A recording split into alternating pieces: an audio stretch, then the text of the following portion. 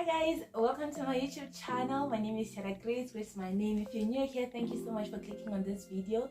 If it's the second time coming back, thank you so much for clicking on this video as well. I'm very thankful to each and every single one of you who watched the previous video and subscribed and liked. Thank you so much. You guys are the best.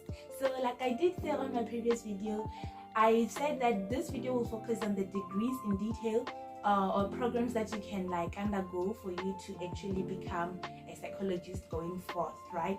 However, when I was preparing, I felt the need to shoot this video. So this video is all about understanding your matric results. So you might not want to be studying psychology overall, but I feel like this might be helpful to you as well. So I will be talking about the level of passes in matric and how they can influence you're studying in a higher learning institution, right? So without any further ado, let's get down into business. Alright guys, so in this video we will be focusing on the 4 level of passes in matric, so you can understand what your matric results mean. So we first of all have the Bachelors Pass, the Diploma Pass, Higher Certificate Pass, as well as the NSC Pass. So what we will do is that we're going to break down each and every single one of these passes so that you see what each one entails, as well as how it is calculated. But before we can go any further, I feel like we should first discuss this whole notion of subjects being high credit subjects and what that means. So you will know that from grade 10 you choose the stream that you want to follow, and typically you will choose 7 subjects, right? So within these 7 subjects there will be a subject which we call a low credit subject, as well as the ones that we call high credit subjects. So the low credit subject is made up of life orientation. So life orientation is considered as a low credit subject because even when you count the APS or the admission point score system, we exclude life orientation. So that is why it is a low credit subject. Then we have the high credit subjects, which are divided into 2 categories. The first one is the language category, and this includes all South African languages, official languages that is. So that would mean that you would have your home language and your first additional language, right? So we also have the non-language subjects, and these are all your other subjects excluding languages. So that is your life sciences, physical sciences, geography, history, agricultural sciences, and so on and so forth. So this category and this category make up what we call the high credit subjects, right? So each person will have life orientation, they will have 2 languages and 4 of this on a typical case with 7 subjects, right? So then let us move on then to how do they calculate your matric results, or the final matric results. So there will be 25% that is made up of your assessments that they will give you during the year. Every school, I believe, will tell its learners or pupils how they are going to calculate this 25%, but it is usually made up of tests, projects, and assessments, or assignments rather, that they would give you throughout the year. So they will divide that into a 25%, and then the 75% will come out from your final exam marks. So that will contribute 75% towards your final matric results. So if you add this to, you will see 100, right? Then we move on to calculating the APS, or the admission point score.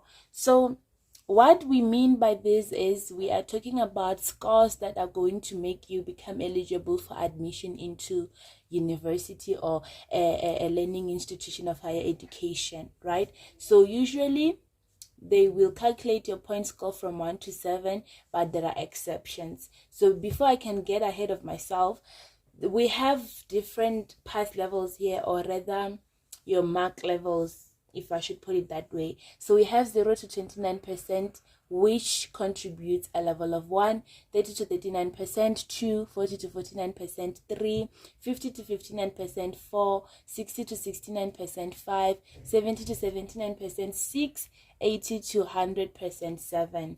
But then in cases where there are some exceptions, some universities will allocate a score for any mark that is between 90% and 100% or 99%, right? So if ever one gets a score here in that particular university, they will give that score an APS of 8.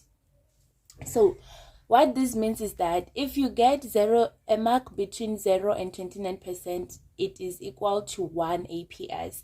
30 to 39%, it is equal to 2, and so on and so forth. And also, while still on this, there are different universities do different things, right? But most universities will calculate or allocate their APS like this. We have Univen. I'm not sure if they still do this today, but the time that I was applying, say for example you got 55 here, instead of them allocating you an APS of 4, they will say it's equal to 4.5. So it is important to know how each university calculates its APS. You can calculate it yourself and see. So how this can help you is look at the marks, look at the subjects that you are strongest at and the ones that you are struggling with, and look at the minimum requirements that your university needs you to have had to study whatever you want to study, right? And look at this criteria and see, okay, in these subjects I can manage to get 80% and 70% and all of that sharp, then I can manage to get this and this in this subject, and see if the minimum point scores they will allow you to be admitted into the university. So you can use these things as a goal to reach for your final matric results.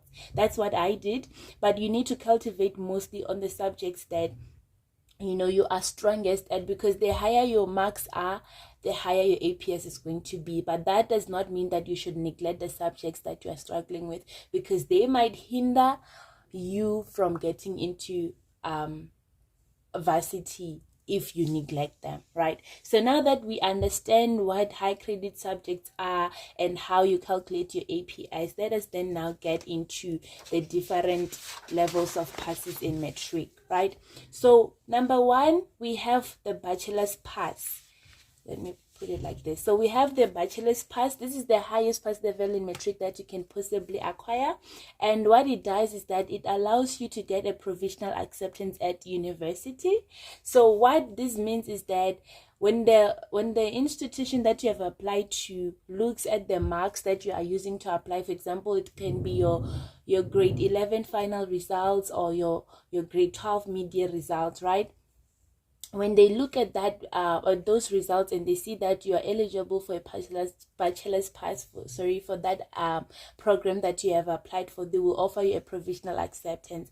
This is not to say this is the final acceptance. No, they will base off their final acceptance based on your final matric results. So a bachelor's pass using your previous reports will allow you to be admitted provisionally in an institution of higher learning. And then what it's gonna do as well is help you get admitted into a bachelor's degree. So this is a prerequisite, if I should use that word, of a bachelor's degree. So there's no way you're gonna do a bachelor's degree without a bachelor's pass. So I hope that makes sense. So there are minimum requirements that you need to meet for your results to be classified as a bachelor's pass, and these are just the minimum requirements. Please, I always say aim for the highest that you can possibly get. These are just minimum marks that you can look as or you can take them as your guidelines. So the first minimum requirement is 40% in your home language, and this is non-negotiable. In fact, it is the one common minimum requirement for all these NSC or rather matric final results, right? So it is the minimum mark for all of these passes. There is no negotiation on this one. So you would need at least 40% in your home language, 50% in 4 other high credit subjects like we talked about, those other subjects, your maths literacy, and so on and so forth. So you would need at least 50% in 4 of those subjects, right? And then you would need at least 30% in 2 other subjects and the minimum APS of 23. So once you do this, you would be able to get an APS of 23. Then let us look at how that APS is broken down with regards to the subjects. So the first criteria is at least 4 APS of 4 in 4 high credit subjects. Remember, they need at least 50%, right? So 50% is level 4, like I showed you on that table before. So you would need 4 APS in 4 high credit subjects. You multiplied your 4 APS by 4 subjects, you'll get a 16 admission point score, right? And then we have the other criteria, which is at least 3 in home language. Here we said 40% in home language. 40% is equivalent to 3 admission point score, right? So, or point score system. So you would need at least 3 in your home language. You will need that 3 APS multiplied by 1 subject, which is your home language, and it will give you a total of 3 apps. And then we move on to the other criteria. You need at least 2 APS in any other 2 subjects. You multiplied your 2 APS by 2 subjects, you get your 4. So when you add all of this, they will give you a minimum of 23 admission point score, right? So these are just the minimum requirements for a bachelor's pass. Then we move on to the second one, which is the diploma pass. It is the second pass level of Matric, and it will allow you to get admitted into any diploma course or a course that will need you to have had a diploma pass, right? So this can be in universities of technology and colleges, as well as other universities. There are universities that do offer diploma courses, but you need to check which ones those are. And then the minimum requirements that will facilitate a diploma's pass is you need at least 40% in home language, at least 40% in 4 other high credit subjects, 30% in 2 other subjects, and the minimum admission point score of 19. So how you're going to calculate, like how I explained with the bachelor's pass, you need at least 3 APS in 4 high credit subjects, as well as at least level 3 or an APS of 3 in home language, and at least an APS of 2 in 2 other subjects. So 3 multiplied by 4 subjects, 12, and so on and so forth. When you add the totals, they will give you a minimum of 19 application point score. Then we move on to the next level of passing in Matric, which is the higher certificate pass. This is the 3rd level of Matric pass, and it will offer you admission in colleges and in those courses that need a high certificate. So if you got a higher certificate pass, you cannot do a diploma course. So you would only be able to apply or do those courses that need a high certificate pass. So the minimum requirements therefore are 40% in home language, at least 40% in 2 other subjects, and at least 30% in 3 other subjects, and with a minimum admission point score of 15. So how to calculate them?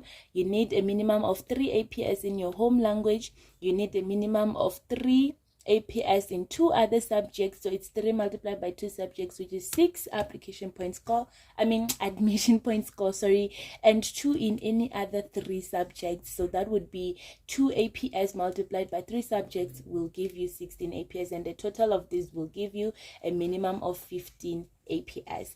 And then we have the 4th pass level in Matric, which is called the NSC Pass. This is an ordinary Matric pass, so it's given to someone who did pass Matric but did not meet the requirements to get a diploma's pass, a higher certificate pass, or a bachelor's pass. So it will allow you to be admitted in any course that requires only the Matric pass in institutions of higher learning. So the minimum requirements therefore is 40% in home language. Again, this is not negotiable. So 40% in home language, at least 40% in 2 other subjects, and at least 30% in 3 other subjects. And one thing that also facilitates the NSC pass is that one can fail a subject, especially if it's the first additional language. However, the other 3 subjects, the person must have gotten at least 30% or more, right? So calculating the APS,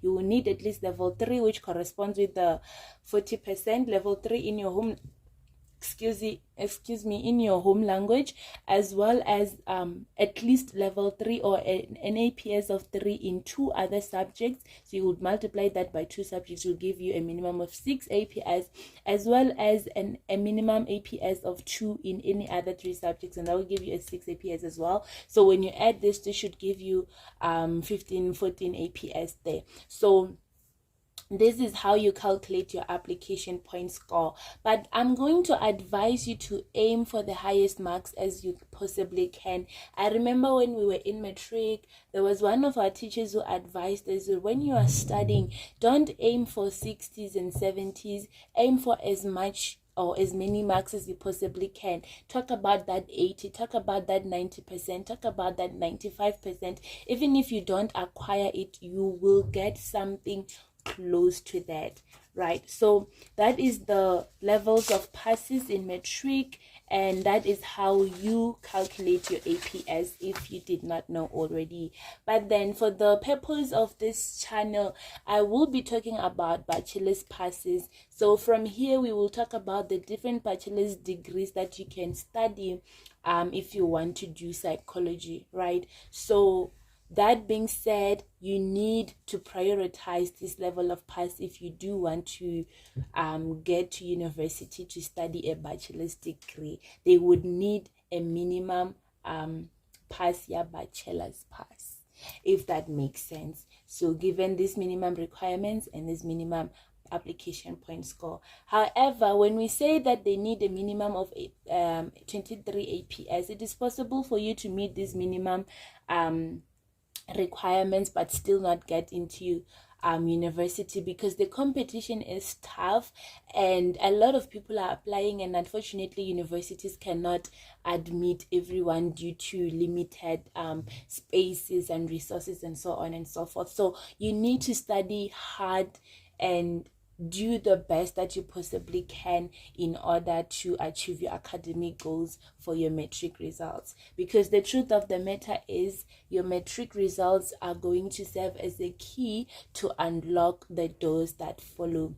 But without any further addition to this, all the best with your final results if you are in Matric, and if you are just a support system to a learner who is in Matric, I am trying to advise and say that you please be as supportive as you can, and pray for your people. If you are a Christian and you believe in God, pray for wisdom and God will be faithful. So thank you so much for watching. This is the end of today's video. I hope you find it helpful. See you in the next one.